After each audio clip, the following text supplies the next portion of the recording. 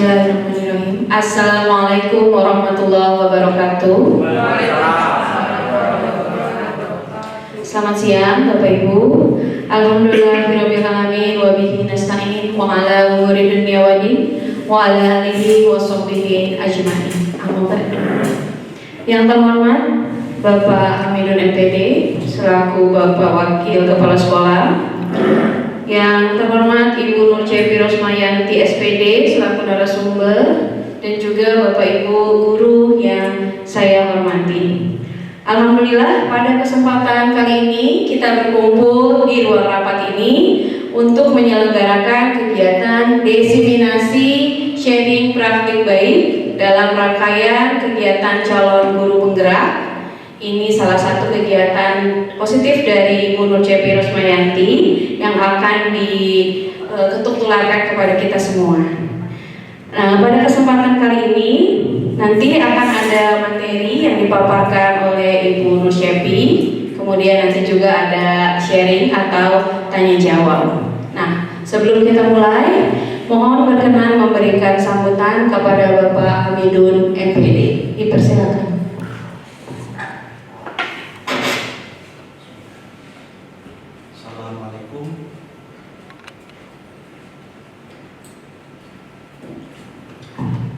Assalamualaikum warahmatullahi wabarakatuh.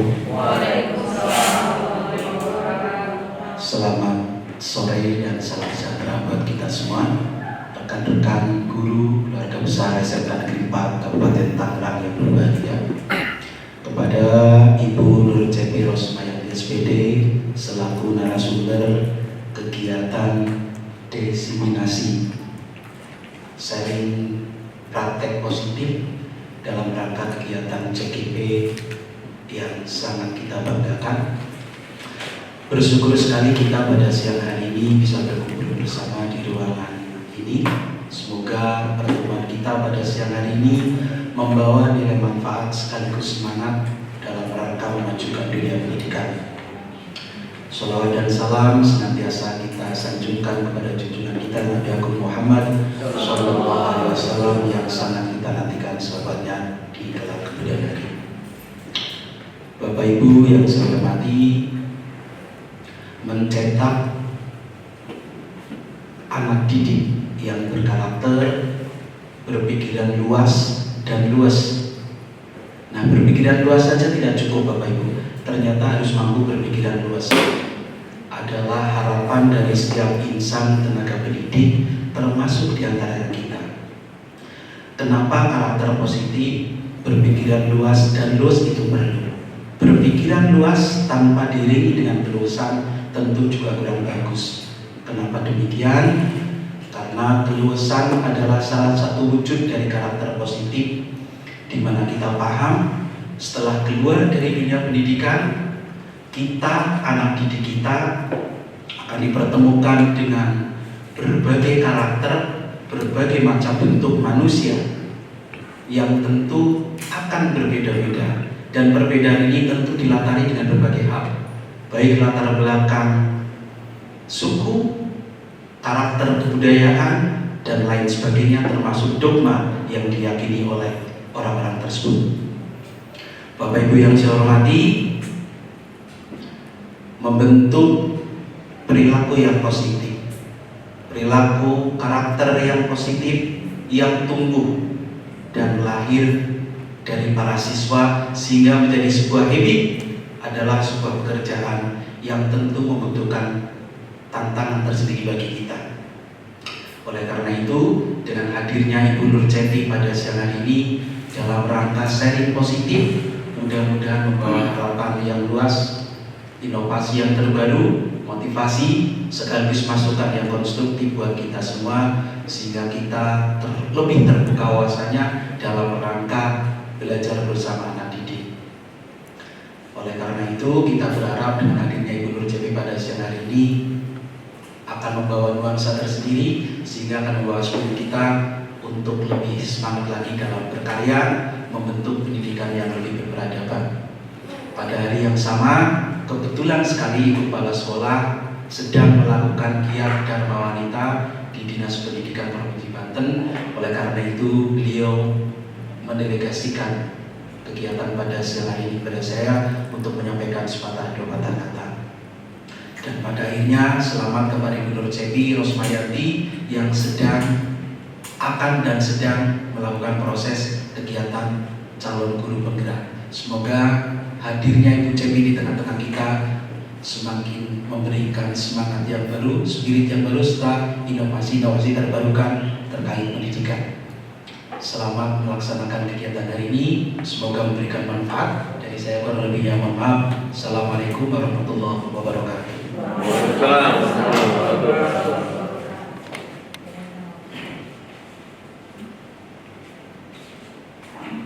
Alhamdulillahirrahmanirrahim. Terima kasih Bapak Aminun MPD untuk sambutannya.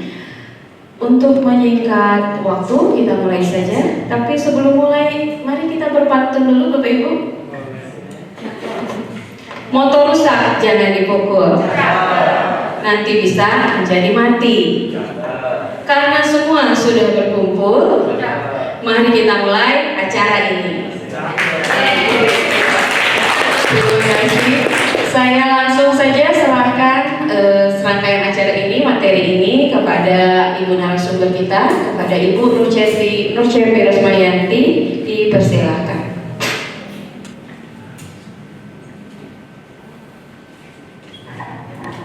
Baik, terima kasih kepada Ibu Moderator dan juga terima kasih kepada Pak Hamidu selaku Wakasek bidang sarana mewakili Ibu Kemsek atas sambutan dan arahannya, dan juga tentunya apresiasi terhadap salah satu rekan, yaitu saya sendiri.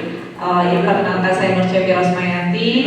Alhamdulillah saat ini saya sedang mengikuti kegiatan calon guru penggerak angkatan 10 Kabupaten Tangerang, di mana memang untuk saat ini untuk SMK 4 itu saya baru memulainya seperti itu. Semoga setelah ini banyak rekan-rekan yang mengikuti kegiatan CGP karena manfaatnya sangat banyak sekali untuk kita sebagai guru, dan tentunya paling umum adalah untuk pembelajaran terhadap siswa dan juga tentunya seluruh warga sekolah SMK 4 termasuk lingkungan sekolah itu sendiri. Baik, sebelumnya nantinya saya bilang terima kasih karena untuk hari ini insya Allah saya akan memberikan sharing praktik baik terkait budaya positif, ya, dimana ini adalah materi yang diberikan selama kurang lebih 2 bulan di LMS, yaitu ini masih masuk modul 1.4 aksi nyata budaya positif. Mungkin saya langsung aja dan sepertinya turun aja kali ya.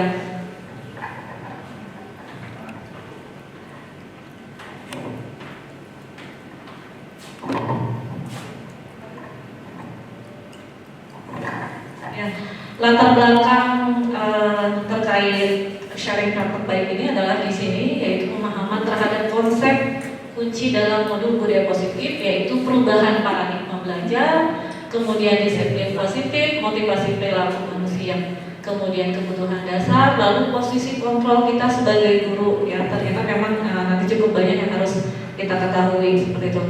Lalu ada restitusi, kemudian keyakinan kelas dan keyakinan kelas dan juga segitiga restitusi. Ini berlaku untuk biasanya sih penyelesaian masalah yang terjadi di siswa seperti itu.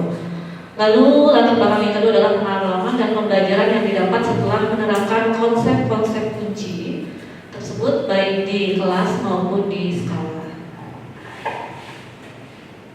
Ini tujuannya ada memahami konsep pendidikan menurut Ki Hajar Dewantara, yaitu konsep budaya dan lingkungan positif di sekolah yang berpihak pada murid. Jadi konsentrasi kita saat ini adalah bahwa pembelajaran itu harus berpusat pada murid seperti itu, jadi student center. Kemudian melakukan evaluasi dan refleksi tentang praktek disiplin dalam pemahaman baru mengenai konsep disiplin positif untuk menciptakan murid dengan profil pelajar Pancasila. Saya yakin ini sudah sangat paham karena kita sudah 3 tahun melaksanakan kegiatan ini ya, seperti itu Bu Yus ya. Lalu memahami peran sebagai guru untuk membangun budaya positif dengan menerapkan konsep disiplin positif dalam berinteraksi dengan murid.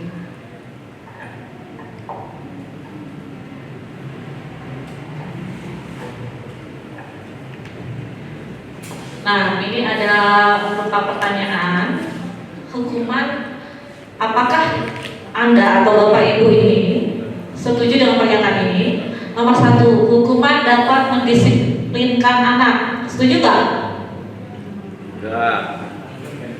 Enggak ya Pak? Enggak, Pak. Iya. Ternyata hukuman tidak mendisiplinkan anak ya, bukan karena itu anak disiplin. Kemudian yang kedua, pemberian hukuman dengan hal positif seperti membaca atau membersihkan halaman sekolah dapat meningkatkan disiplin anak. Setuju tidak dengan pernyataan itu?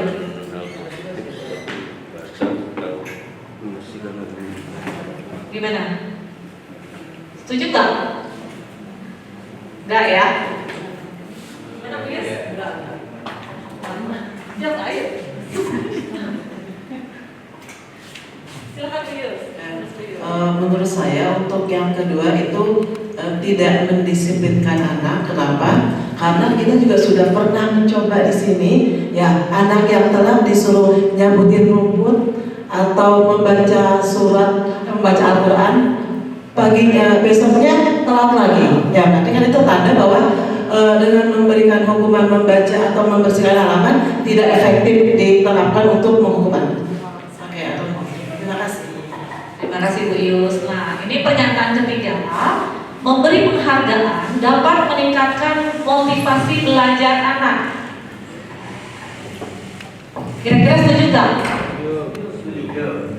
Setuju. Yakin dengan memberikan penghargaan dapat meningkatkan motivasi belajar anak? Untuk saat ini dikit setuju ya, nanti kita belajar di materinya.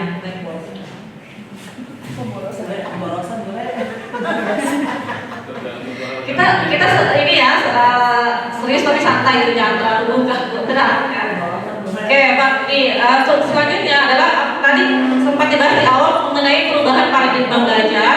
Jadi bisa dilihat di sini ada kegiatan kepalan tangan, ada A dan B, Anda dan teman Anda, misalkan Bu Yus dan Bu Vini.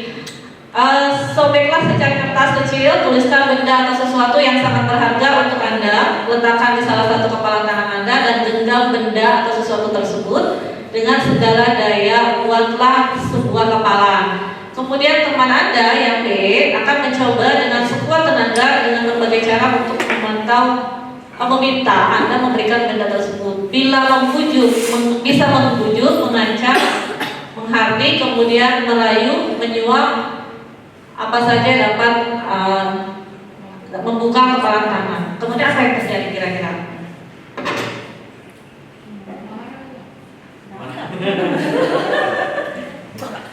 Kira-kira terjadi gimana tuh antara Bu Vini dan Bu Yus?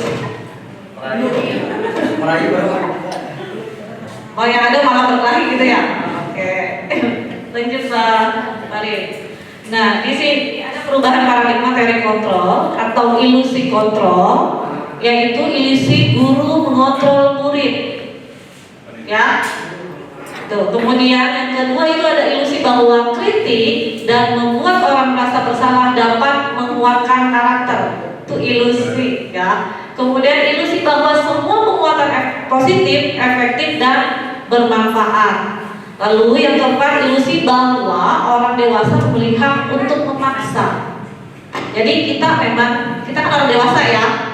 Nah siswa kita itu bisa kita paksa gitu. Itu ternyata hanya ilusi. Walaupun mungkin sebelumnya asumsinya bahwa guru itu mudah untuk istilahnya kalau mungkin kasarnya yang memaksa murid untuk melakukan sesuatu seperti itu.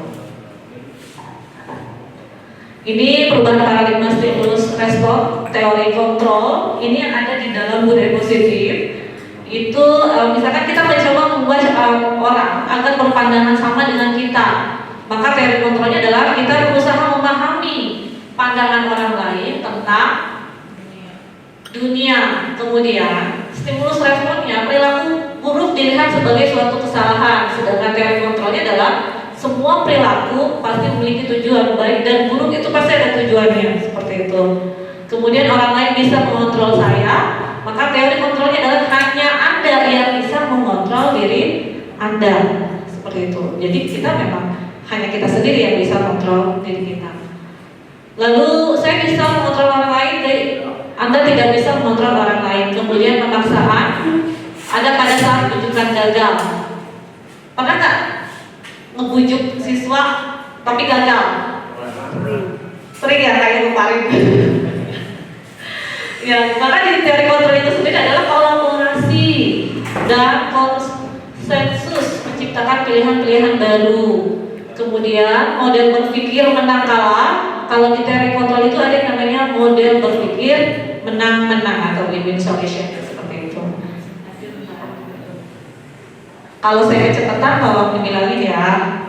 Nah, ini cukup banyak terkait disiplin positif. Ini teori kontrol atau teori pilihan berdasarkan William Glasser. Ini ada 4, nanti di bawahnya itu ada turunannya. Yang pertama, Anda tidak bisa mengontrol orang lain, hanya Anda yang bisa mengontrol diri Anda. Kemudian yang kedua, semua perilaku memiliki tujuan. Tadi ya. Lalu kemudian model berpikir menang-menang, kolaborasi dan konsensus menciptakan pilihan-pilihan baru.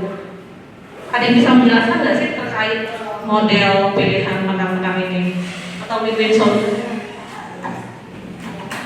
Bahasa ininya mungkin sama-sama enak gitu ya. Ya kan benar nggak Pak Sumarno? Iya, jadi tidak ada yang merasa dirugikan lah seperti itu. Kemudian yang keempat adalah realita kebutuhan kita berbeda. Kita berusaha memahami pandangan orang lain tentang dunia, di mana setiap orang memiliki gambaran tertentu. Ya, ini ada makna disiplinnya. Kemudian ada teori motivasi, ya, ada motivasi ekstrinsik, kemudian motivasi intrinsik.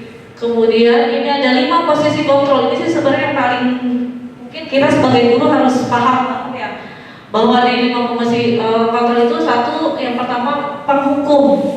Penghukum di sini misalkan kita udah pasti ya kalau ada anak yang ini langsung dihukum. Biasanya gitu ya, Chris ya. Ya, kemudian membuat rasa bersalah. Pernah nggak rasa kalau anak itu ini apa? Jadi kita menekankan bahwa dia itu salah gitu. Suka begitu nggak sih? Iya. Ya. Nah, kemudian ada yang namanya yang ketiga adalah teman. Oh, itu sudah pasti. Biasanya bapak-bapak ini Pak Sumarno atau Pak Suci, kalau siswa yang laki-laki cenderungnya merasa itu kayak teman atau gimana Pak? Kan kadang anak memang merasa kalau udah dekat itu kayak teman ya.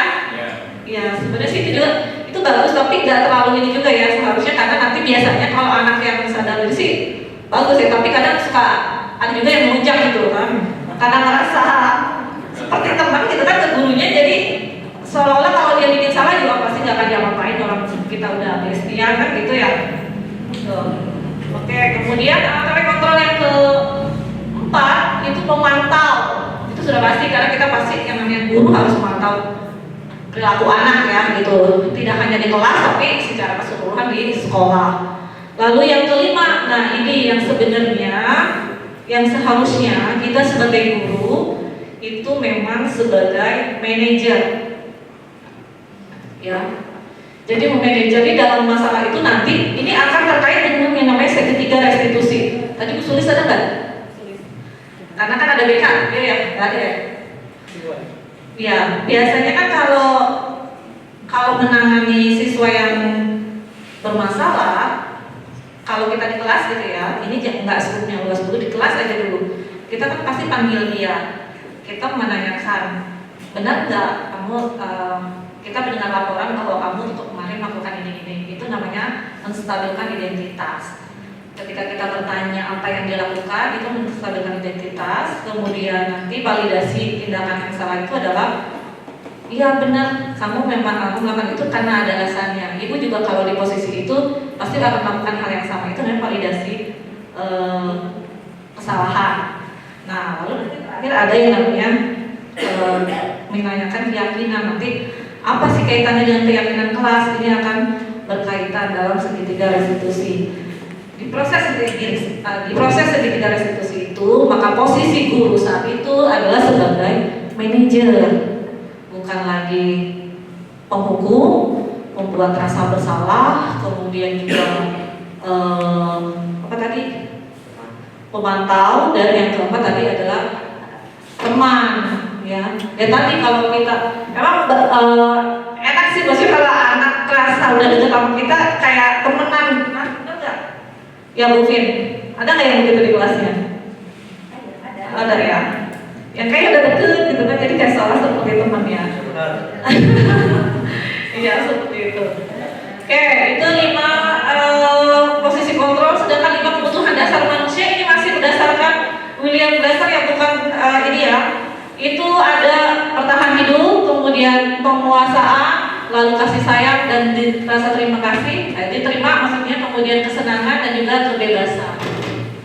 Ya itu tadi nanti ujungnya akan ada yang namanya segitiga restitusi, kemudian ada nilai-nilai kebajikan di dalamnya yang terimplementasikan menjadi yang namanya keyakinan kelas.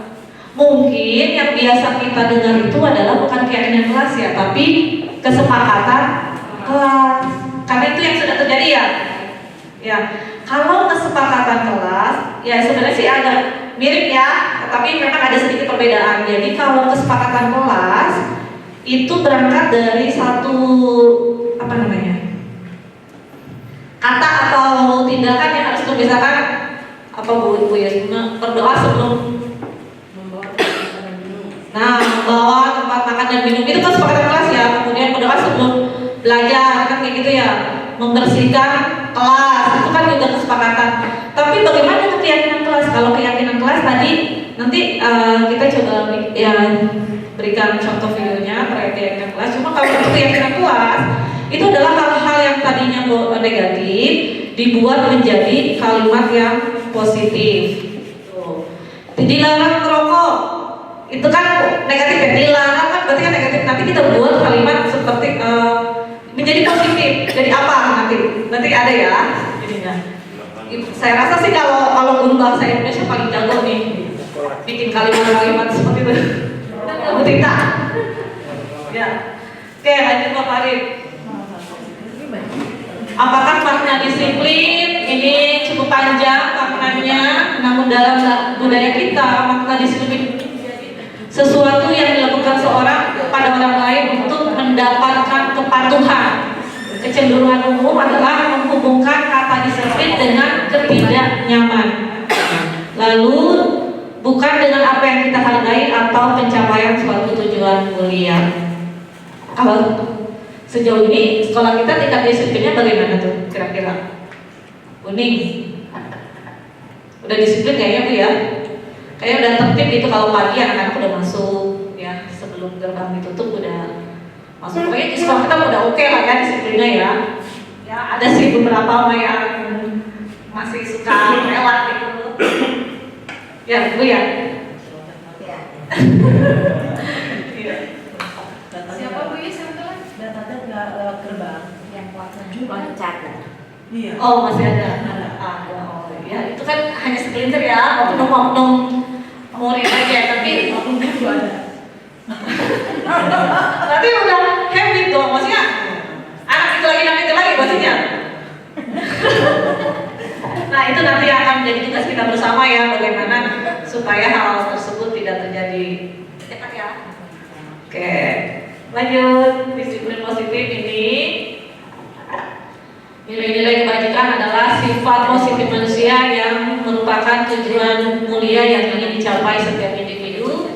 Nilai-nilai tersebut bersifat universal, di mana nilai-nilai kebajikan yang ingin dicapai oleh setiap anak Indonesia ini ada di dalam profil pelajar Pancasila. Ya, kalau ini berarti apa nih? Terima dan bertakwa. Apa namanya? Dimensi ya. Ada mandiri, kemudian bernalar kritis, berkebinekaan global, bergotong royong dan juga kreatif. Nah, kemudian bicara motivasi perilaku manusia, ini ada eksternal, kemudian juga ada internal. Eksternal untuk menghindari ketidaknyamanan, apa yang akan terjadi apabila saya tidak melakukannya. Itu eksternal ya, berarti dari luar. Sedangkan yang kemudian yang kedua untuk mendapatkan imbalan dari orang lain. Ini motivasi yang kedua ya, terkait disiplin. Kemudian ketiga untuk menghargai diri sendiri, itu ada di dalam diri. Jadi memang kalau yang baik itu disiplin memang tumbuhnya dari dalam diri sendiri ya, bukan karena orang lain atau karena ingin mendapatkan imbalan.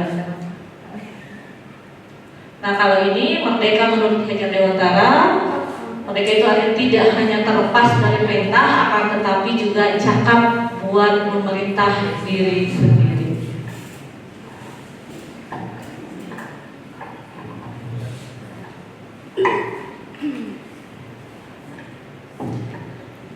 Iya, ini posisi kontrol restitusi. Jadi tadi kalau saya selalu bicara segitiga restitusi itu prosesnya ya.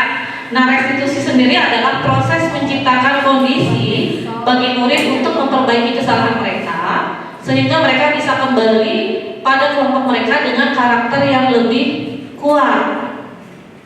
Ya. Kemudian restitusi juga merupakan proses kolaborasi yang mengajarkan murid untuk mencari solusi untuk masalah mereka dan membantu murid berpikir tentang orang seperti apa yang mereka ingin menjadi tujuan mulia dan bagaimana mereka harus memperlakukan orang lain. Kalau kecenderungan di kita kan kalau anak yang salah, ya maaf, maksudnya kalau mungkin asumsi sebelumnya anak itu ditegur, dikasih hukuman seperti itu ya. Tapi kalau di segitiga restitusi ini itu memperbaiki kesalahan mereka sehingga mereka tapi kembali ke kelas itu dengan karakter yang sudah berubah. Ya, di sini diperlukan kolaborasi ya. Jadi si murid ini yang bersalah, yang merasa bersalah, dia mencari solusi sendiri terhadap apa yang sudah diperbuatnya. Seperti itu.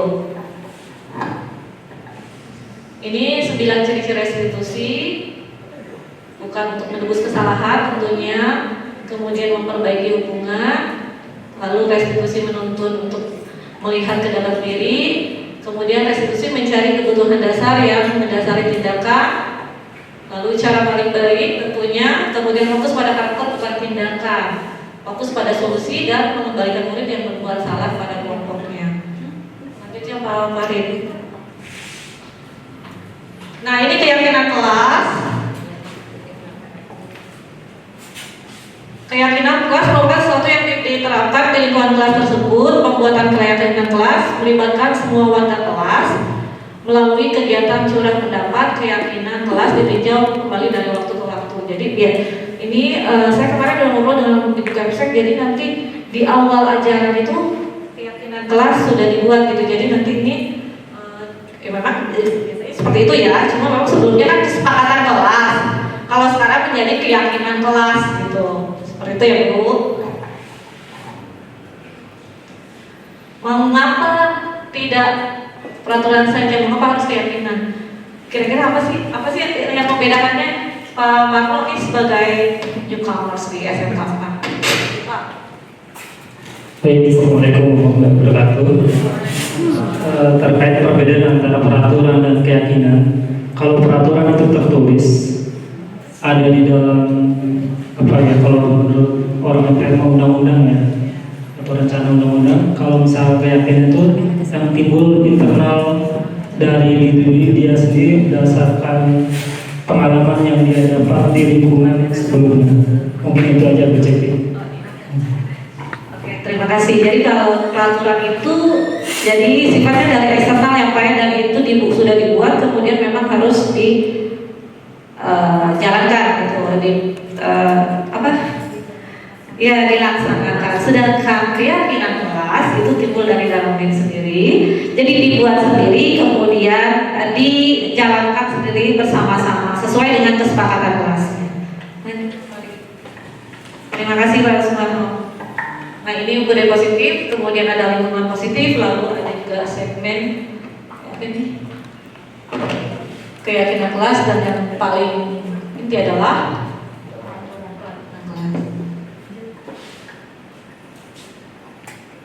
ini peraturan dan ini keyakinan. Jadi silakan dibaca saja. Ini ada contohnya kalau peraturan selalu kembalikan buku ke tempatnya, maka di dalam keyakinan kelas itu maksudnya tanggung jawab ya. Lalu kalau di peraturan dilarang mengganggu orang lain, maka dalam keyakinan kelas itu menjadi menghormati orang lain. Maksudnya seperti itu ya. Dan selanjutnya seperti itu. Ya.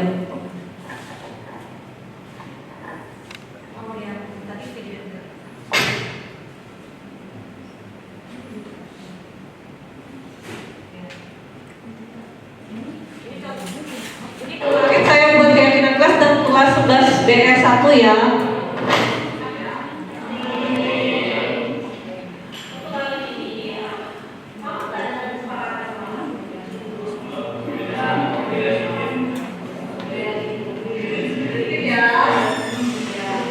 Kalau keyakinan versi kalian apa? Apa yang keyakinan kelas? Peraturan ya. Ya sebenarnya Pak Adri untuk keyakinan dan peraturan itu memang sama sebenarnya saja. Kalau peraturan itu dibuatnya di eksternal, misalnya sekolah punya suatu namanya ya, yang memang harus kalian ikuti. Sedangkan keyakinan adalah aturan yang dibuat oleh kalian sendiri. Ya, jadi dibuat oleh kalian sendiri, disepakati oleh kalian semua, dan dijalankan juga oleh kalian dengan berdasarkan aturan. Ini aspek ya. Nah, kemudian terkait kelas, sejauh ini kalian merasa kelas kalian itu bagaimana? Ada bisa ceritakan apa? Silakan.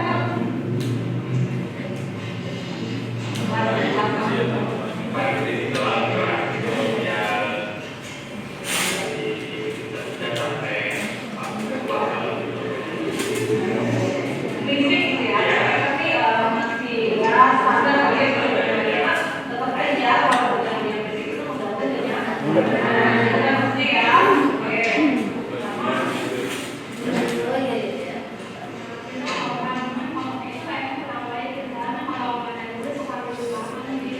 Kita bikin yang positif ya, jangan ada yang dilupa yang itu. Oke. Kalau kita bikin kondisi kalau kita bikin kondisi belajar terkait guru mengajar, kalau pembelajaran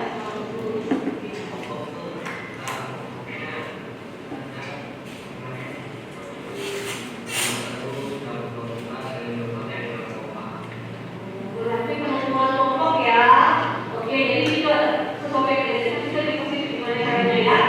Betul? Iya kan? Oke. Baik, itu terkait pembelajaran di kelas kalian terkait dengan apa sih kelas impian yang kamu inginkan? Kelas impian versi kalian ya. Seperti apa? Tapi kamu tinggal tuliskan sendiri ya. Itu akan dikasih not. Nanti kamu silakan tempel di gitu ya. Kemudian jadi kelas impian versi kamu, oke? Terkait dengan kalian, coba kalian sebagai perkembangan gimana? Apakah di sekolah oke? Kelas juga bagaimana? Ya.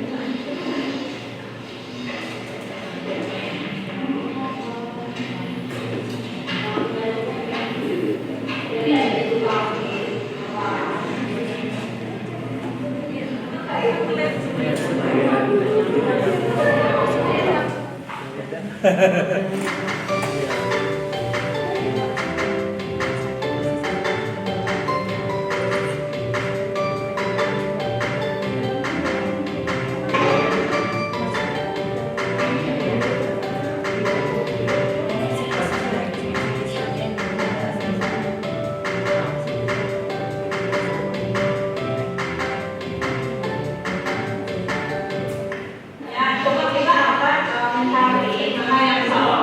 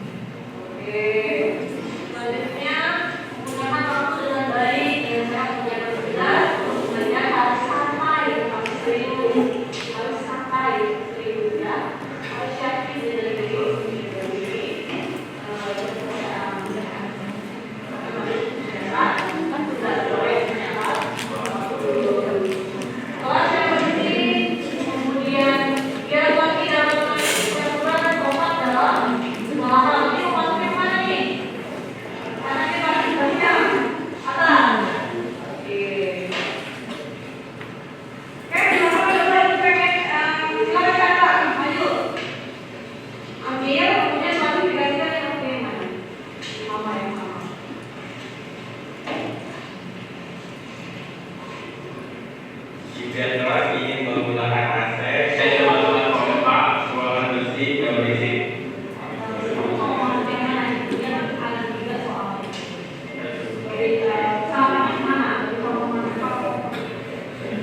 Jadi itu diklasifikasikan ya berdasarkan kata kebajikannya apa.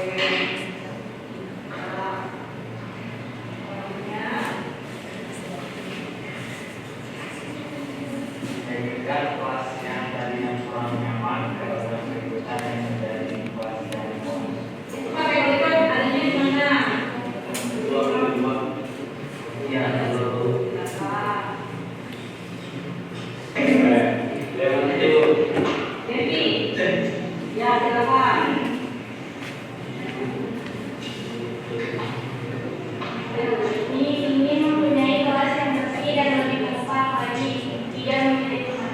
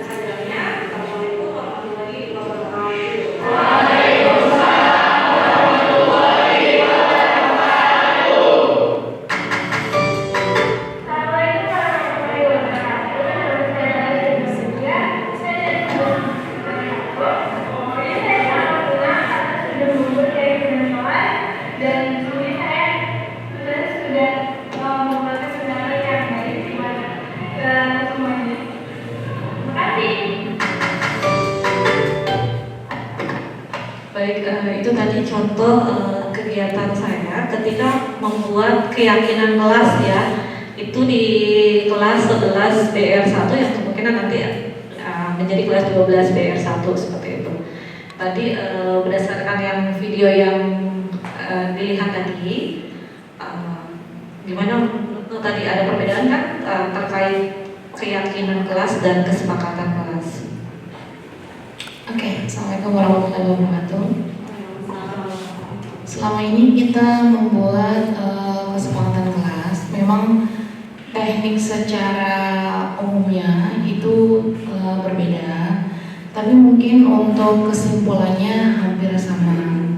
Jadi untuk kalau kesepakatan kelas mungkin itu tertulis semua.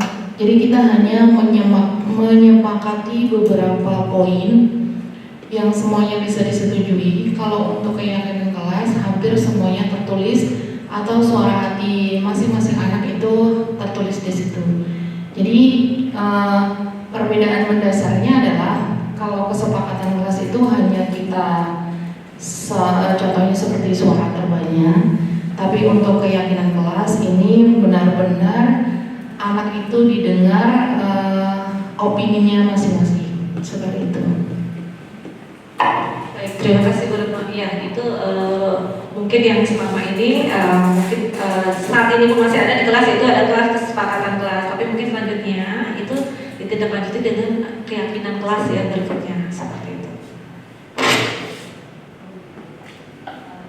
Ya, ini contohnya, ini semua ada di kelas masing-masing dan saya rasa Bapak Ibu sudah tahu seperti itu. Lanjut. Nah, ini contoh keyakinan kelas dari 12 BR1 ya. Soal ini yang kemarin kita buat itu ada 4 nilai kebajikan. Yang pertama adalah rasa hormat, kemudian yang kedua ada bekerja, kemudian yang ketiga yaitu diterima dan dimiliki, kemudian yang keempat peduli lingkungan. Biasanya sih yang sejauh ini memang yang paling banyak peduli lingkungan sih. Terkait apa sih peduli lingkungan itu? Ya itu kelas pengennya bersih, kemudian tidak berdebu. Kan itu semua memang yang harus dilakukan oleh anak-anak itu sendiri ya. Mereka yang buat keyakinan dan mereka juga yang harus menjalankan piket pada waktu sesuai dengan jadwalnya seperti itu. Ini tadi sudah ya 5 posisi kontrol dulu tadi sudah. Lanjut Pak. Perbedaan hukuman dan konsekuensi ya. Ini hanya beberapa aja yang saya sebutkan. Kalau di hukuman itu sesuatu yang menyakitkan harus terjadi. Kalau konsekuensi sesuatu harus terjadi, kemudian di dalam hukuman membuat anak sakit fisik maupun hati untuk jangka waktu lama. Sedangkan konsekuensi membuat anak merasa tidak nyaman dalam jangka waktu pendek. Kemudian ada anak membenci kedisiplinan, biasanya dalam hukuman seperti itu. Sedangkan konsekuensi anak menghargai disiplin. Kalau hukuman sebagai paksaan, kalau konsekuensi itu stimulus atau tanggapan. Lalu ada yang terakhir di sini ada ketika di hukuman itu ada marah, merasa bersalah, kemudian dipermalukan, merasa tak dihargai. Kalau di konsekuensi itu kehilangan hak, kemudian dibuat tidak nyaman, diasingkan untuk sementara. Biasanya kan kalau kita konsekuensinya ini, kalau bikin kesalahan ini, maka konsekuensinya ini. Biasanya kan seperti itu ya Bu ya. Ya Bu Yus ya. Bu Vini gimana? Mau berpendapat? Enggak lagi.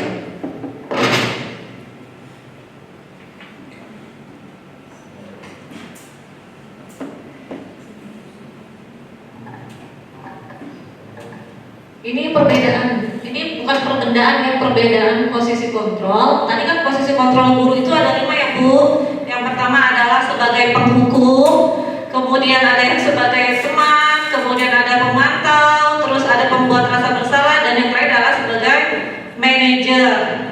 Ya. Nah di sini ada pernyataan-pernyataan, saya kecewa sekali dengan kamu. Bisa kita gitu nggak sih kalau ke anak yang bikin kesalahan ya? Maka kemudian siapa yang mengatakannya? Membuat orang merasa bersalah tentunya. Kalau kita udah ngomong gitu pasti anak akan merasa bersalah kan ya? Benar nggak? kemudian kamu tidak benar benar melakukannya, itu berarti si guru sebagai posisinya sebagai penghukum. Nah, lalu kalau ada kalimat adalah lakukan demi ibu bapak, itu berarti guru tersebut sebagai teman. Kayaknya sering begitu ya, atau enggak? Kemudian ketika ada pernyataan apakah kamu mau mendapatkan stiker bintang hari ini, itu berarti pemantau. Jadi si posisi gurunya sebagai pemantau. Kemudian ketika ada bagaimana kamu bisa menyelesaikan masalah ini, nah disitulah guru posisinya sebagai manajer. Jadi ketika anak punya permasalahan, lalu pada akhirnya guru menanyakan dengan pernyataan bagaimana kamu bisa menyelesaikan masalah ini, maka posisinya adalah sebagai manajer. Kemudian kamu selalu yang paling terakhir itu namanya penghukum. Itu sering sih saya juga seperti itu sebelumnya ya. Oke. Ini silakan baca. Mana hukuman, mana konsekuensi itu ada ya. Kalau tindakan guru yang seperti misalnya ini, mencatat 100 kali di dalam buku kalimat saya tidak akan terlambat lagi karena terlambat ini berarti hukuman ya, bukan konsekuensi. Nah, berbeda dengan misalkan tindakan guru, misalkan Bu Yus bilang menggantikan kertas tugas teman yang telah dicoret-coret, itu namanya konsekuensi. Banyaknya kita melakukan yang mana nih kira-kira selama ini? Selama ini kita seringnya melakukan yang mana? Kalau dulu iya Pak ya, maksudnya kalau mungkin ada yang telat, jadi ya benar hukuman. Jadi anak suruh nulis tuh di satu lembar buku, maaf saya tidak akan mengulangi lagi, saya tidak akan mengulangi, itu kan ada tuh yang begitu ya. Nah itu memang hukuman. Tapi kalau konsekuensi, jadi di sini misalkan membersihkan tumpahan air di meja tulis karena tersenggol pada saat belajar ya, iya lah. Kalau dia menumpahkan air, maka dia juga yang membersihkan. Nah itu bukan hukuman, tapi itu kan konsekuensinya seperti itu. Lanjut Pak Rin. Ini segitiga restitusi. Dari tadi ngomongin segitiga restitusi, ini adalah pengertiannya salah satu cara untuk memperbaiki diri agar terwujud disiplin diri dan dapat dilakukan melalui segitiga. Di sini prosesnya menciptakan kondisi untuk memperbaiki kesalahan mereka sehingga mereka bisa kembali pada kelompok mereka dengan karakter yang lebih kuat. Tadi sudah dijelaskan awalnya. Nah ini segitiganya nih, seperti ini ya. Ada validasi kebutuhan, harusnya buat validasi tindakan salah, kemudian menstabilkan identitas, lalu menanyakan keyakinan. Tadi kan keyakinannya sudah dibuat. Jadi ketika ada permasalahan, pastikan dulu kenapa kamu melakukan itu menstabilkan identitas. Kemudian ketika kita bilang bahwa ya wajar kamu melakukan itu, karena kalau ibu di posisi itu pun ibu akan melakukan hal yang sama, maka itu adalah validasi tindakan yang salah. Nanti terakhir adalah menanyakan keyakinannya. Ayo. Nah, ini contohnya ya, saya kemarin buat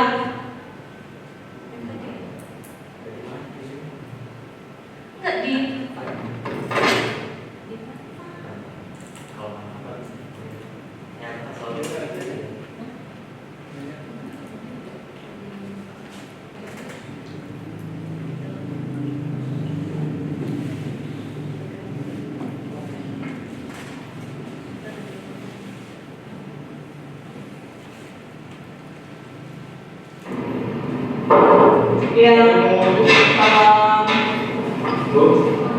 silakan masuk Aji bisa ya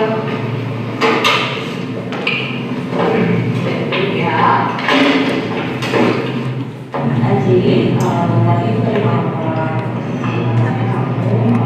bermasalah dalam kelas sampai akhirnya kamu juga melakukan untuk bersama dengan Kesha.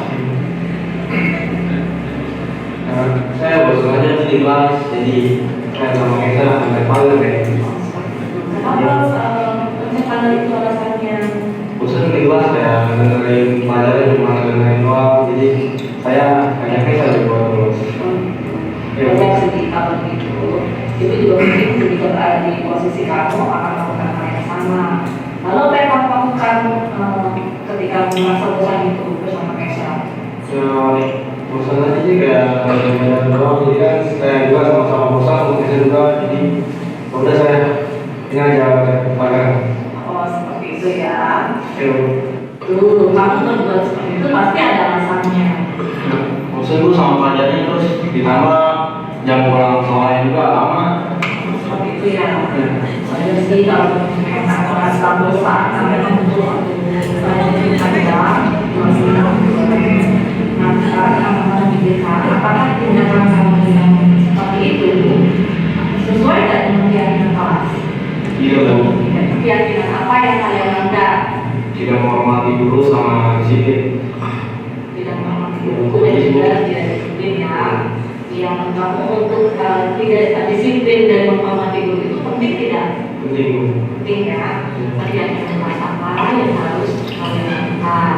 Harus bersabar dalam mengikuti pelajaran, sama sabar juga menunggu yang pulang. Iya, terus tadi kamu bersedia memperbaiki masalah ini? Bersedia Bu. Apa yang akan kamu lakukan untuk memperbaiki masalah ini? Meminta maaf kepada guru pelajaran, sama tidak akan melakukan hal yang seperti itu lagi. Ya, tepat sekali dengan apa yang kamu lakukan. Terus semangat ya. Sekarang kamu boleh kembali ke kelas. Terima kasih ya Mas. Ayo Bu. Iya, silakan. Assalamualaikum. Assalamualaikum warahmatullahi wabarakatuh. Nama saya Muhammad Haji Fadila. Itu adalah contoh segitiga restitusi yang saya lakukan ketika ada permasalahan anak. Tapi ini real case ya. Jadi anak itu di kelas males-malesan, kemudian karena memang bosen, jadi dia loncat. Tahu kan loncat di kelas sana? Ya yang dekat kantin gitu ya. Jadi berdasarkan informasi yang saya dapatkan karena pertama dia katanya bosen di kelas, makanya males-malesan kadang tidur-tiduran gitu ya. Saking malesnya akhirnya udah bolos aja gitu. Lalu ternyata tidak ditanya ya itu Bu, jam pelajarannya terlalu panjang. Jam pelajaran ya, bukan yang kita memang waktu ya kalau SMK apalagi produktif kayaknya panjang-panjang deh jamnya. Saya itu kan 5 jam, Bu ini berapa jam tuh? 4. Yus, bahasa Indonesia 4 juga. Bure 3 jam. Biasanya produktif sih Pak ya, yang agak panjang ya. Benar nggak Bu Nani? Nah mungkin kan nggak semua anak juga yang merasa jenuh gitu Ibu. Ya, dan itu yang terjadi seperti itu. Ya itu salah satu contoh video restitusi yang saya lakukan. Jadi sebelum mereka kalau diajak komunikasi dia sadar kok apa yang mereka lakukan itu salah, dan kita harus bisa menekankan bahwa apa yang harus kamu lakukan terhadap kesalahan yang sudah kamu buat seperti itu. Dan saya rasa semua sudah dipraktekkan kalau di kita ya di SMK 4. Oke, silakan ada yang ditanyakan Pak Sumarno. Baik, terima kasih Ibu Cepi. Mungkin ini sangat menarik sekali terkait dengan guru sebagai teman, guru sebagai penghukum dan sebagainya.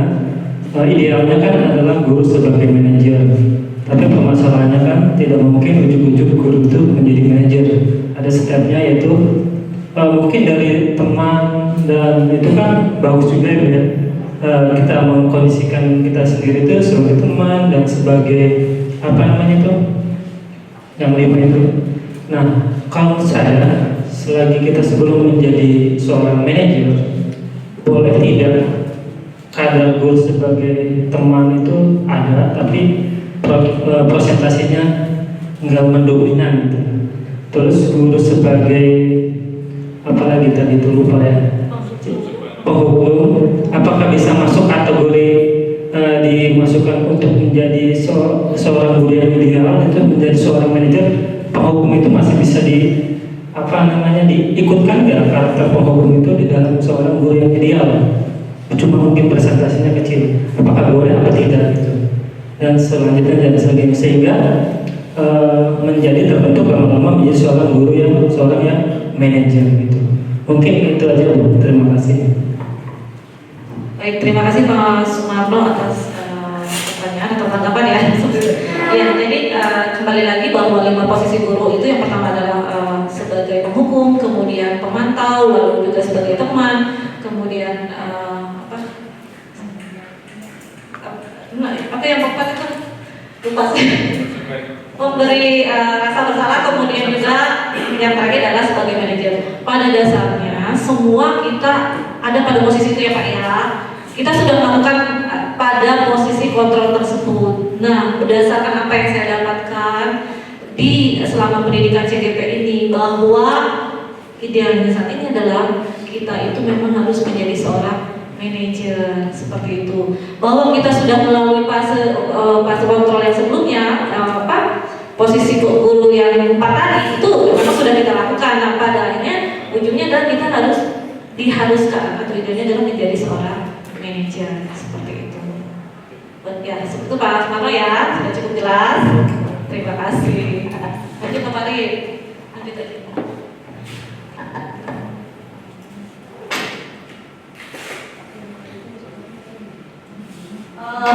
Ini refleksinya hal yang baru apa yang mengubah paradigma saya yang saya dapatkan. Siapa nih yang nomor 1?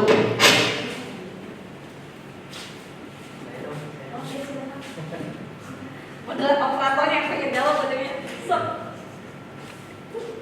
Operatornya pengen ngobrol. Bismillahirrahmanirrahim. Assalamualaikum warahmatullahi wabarakatuh. Perlu perkenalan lagi nggak bisa kalau saya. Ternyata luar biasa ya. Tadi mendapatkan hal baru, mungkin seperti yang kita temukan di kelas. Kalau misalnya kita mungkin agak sedikit menghukum ya kepada anak, memberi rasa bersalah bahwa si anak ini telah melakukan kesalahan yang sudah kita sepakati sebelumnya. Misal ternyata begitunya kita, kalau misalnya tadi ada pertanyaan juga, sebetulnya tadi mau jadi pertanyaan, ternyata memang sudah terjawab. Gimana kita membuat sebuah pertanyaan ke anak untuk kita menjadi seorang manajer, kan seperti itu. Berarti melemparkan kembali kepada anak untuk dia bisa memikirkan sesuatu untuk mencari jalannya sendiri, kan seperti itu ya. Itu untuk manajer. Nah, berarti kita di sini memang harus selalu persuasif kepada anak ya, Bu Cepi ya. Jadi mau nggak mau kan seperti ini, pasti setiap anak memiliki masalahnya masing-masing, memiliki latar belakangnya masing-masing, dan dia memiliki sesuatu yang perlu diselesaikan. Kalau misalnya diselesaikan secara kebersamaan di kelas, kayaknya agak kurang efektif ya. Berarti memang kita kalau misalnya ada sesuatu yang harus diselesaikan, kayaknya lebih personal seperti itu ya. Jadi luar biasa, terima kasih paradigmanya itu. Semoga kita bisa menjadi seorang guru yang sebagai seorang manajer. Terima kasih. Assalamualaikum warahmatullahi wabarakatuh. Waalaikumsalam warahmatullahi wabarakatuh. Terima kasih Pak Farid atas refleksinya. Ya, semoga kita semua ada pada posisi tersebut ketika memang menghadapi masalah dengan anak seperti itu. Baik, sekian. Jadi tadi pemaparannya terkait budaya positif. Terima kasih. Semoga apa yang saya sampaikan bisa bermanfaat untuk rekan-rekan, terutama nanti tentunya manfaat terbesar adalah untuk murid kita, seperti itu, bahwa pandangan kita mengajar ternyata tidak seperti yang biasanya kita bayangkan. Ternyata ada hal-hal yang memang harus kita lakukan agar murid tersampaikan apa yang kita materi yang kita berikan. Kemudian ketika pun ada permasalahan kita bisa selesaikan, di mana posisi kita yang baik adalah sebagai manajer. Mungkin untuk materi sharing praktik baik terkait budaya positif saya akhiri. Mohon maaf kalau ada kekurangannya, tentu banyak kekurangannya karena di sini pun saya masih belajar seperti itu. Jadi sekali lagi terima kasih atas kehadirannya. Wassalamualaikum warahmatullahi wabarakatuh.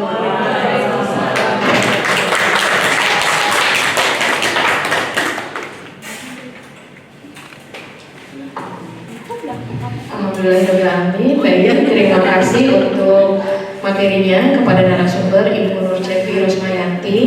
Seperti yang tadi sudah dipaparkan, materinya sangat padat, sangat penuh gitu ya, dan kita di sini sebetulnya ya sudah menjalankan itu ya, Bu Cepi. Tinggal nanti kita perdalam lagi, kita yakinkan lagi dari dalam diri kita sebagai guru dan dari siswa agar pengaruh positifnya atau kebiasaan positifnya bisa terus dilaksanakan di sekolah kita ini. Itu saja Bapak Ibu. Mungkin ada pertanyaan, dipersilakan. Bagaimana? Cukup tadi ya, sudah tadi oleh Pak Sumarno, Bu Yus dan lain sebagainya sudah sekalian pertanyaan jawab. Baik, demikian kegiatan diseminasi sharing praktik baik dari rangkaian kegiatan calon guru penggerak oleh narasumber Ibu Nur Cepi Rosmayanti SPD. Terima kasih kami ucapkan untuk kehadiran Bapak Ibu semua. Saya akhiri, wabillahi taufiq wal hidayah. Wassalamualaikum warahmatullahi wabarakatuh.